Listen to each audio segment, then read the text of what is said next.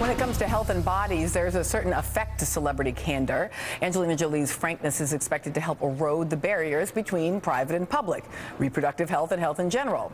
Jolie's not the only one going public these days. Wednesday, Ohio lawmakers debated a bill which would ban abortions as early as 6 weeks into pregnancy. The bill does not make an exception for pregnancies conceived out of rape or incest. On the House floor, in front of her colleagues, Ohio State Representative Teresa Fedor revealed publicly for the first time that she had been sexually assaulted, became pregnant, and had an abortion. Respect my reason. My rape, my abortion, and I guarantee you there are other women who should stand up with me and be courageous enough to speak that voice. What you're doing is so fundamentally unhuman, unconstitutional, and I've sat here too long. The representative's disclosure is just the latest personal admission from a female lawmaker who chose to break silence about her own experience while her colleagues debated issues of reproductive rights on the floor. The anti-abortion bill cleared the Ohio House on Wednesday. Joining my table, Dr. Willie Parker of the Jackson Women's Health Organization and a board member of Physicians for Reproductive Health. Irin, I want to start with you because this notion of the bravery of talking about our reproductive lives in public is both true. Like, I see courage there, and I also see a kind of requirement to have that conversation in a way that isn't true for other health aspects. I think it's tough. You know, it's one of the reasons why it's important to have women in the room.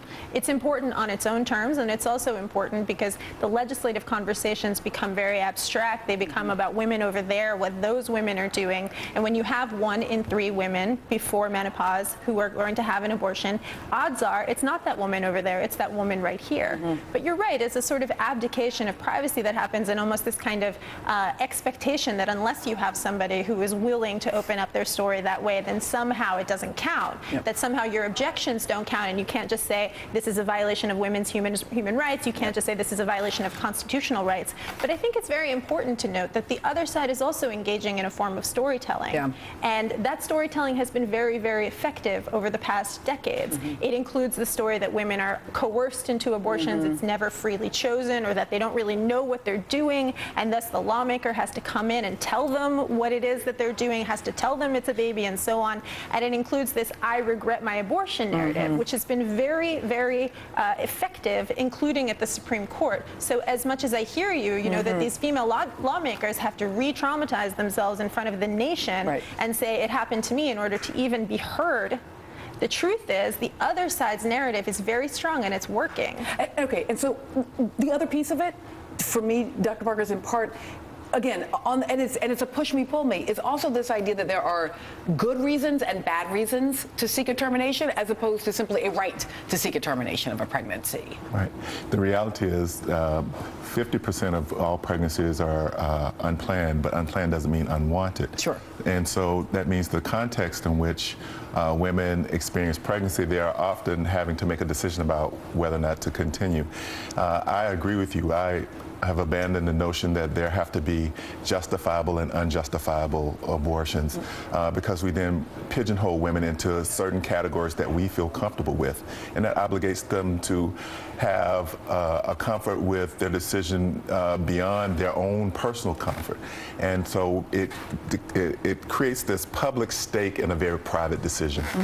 And that right there, that idea of a public stake in women's bodies. So I want to step back from the abortion piece just for a moment to think a little bit about what does and doesn't end up on the agenda when we talk about women's bodies. And I just rarely hear us talk about rape and sexual assault as a public health problem, right? To say that in this case, what I really want is aggressive legislation, not so much to provide access to abortion for rape survivors, although certainly, but to stop, you know, aggressive legislation that might help to stop and stem rape and sexual assault. Yes, the conversation around abortion has become so polarizing and so all-encompassing that it has swallowed up, as you're saying, other kinds of conversation. And in fact, the women who were sharing details of their abortions were doing so because of exactly what you were saying, where they were having to prove that it was a legitimate reason to have an abortion, and that was around the rape conversation. Yep. So they were really standing up and making themselves quite vulnerable in order to push back against this the way the conversation has really drifted. Representative Victoria Steele, who is a state representative in Arizona, told her own story, but then she wrote in Cosmopolitan that women shouldn't have to tell their deeply personal and traumatic stories, writing, "We shouldn't have to, we should not be made to bear that part of our lives in such a public way, to be able to access legal medical care." And I guess for me, Dr. Parker, this is part of what I'm wondering in how it may actually impact the relationship between clinicians and their patients in those moments. That if there is a stigma around a medical procedure, it might actually make it more difficult for women to even be honest with their physicians in private spaces about what's happening. Absolutely. The shame and marginalization has proven to be a far more effective tool than just the legislation. Yep. So there are multiple planes on which we have to address. A striking parallel would be if the issue is about health and safety when it comes to a stigmatized condition like HIV.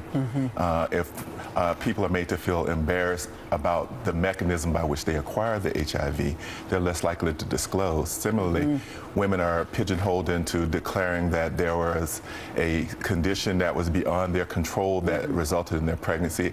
And if it was anything other than that, and the reality is the majority of women haven't been raped, they have not had incest, they have an unplanned, unwanted pregnancy. So it creates barriers and wedges.